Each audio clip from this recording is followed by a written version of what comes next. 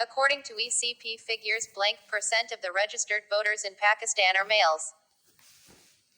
59. Who is the president of Pakistan Hockey Federation, PHF? Khalid Sajjad Khokhar. In which year SUPARCO has plans on sending its first astronaut into space? 2022. Who has been named as the caretaker CM of Sindh? Fazlur Rahman. Between what time Earth Hour was celebrated in Pakistan on the 24th of March 2018? 8:30 p.m. to 9:30 p.m.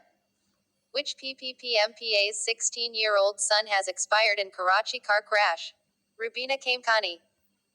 Current Foreign Secretary of Pakistan is _blank. Suhail Mahmood.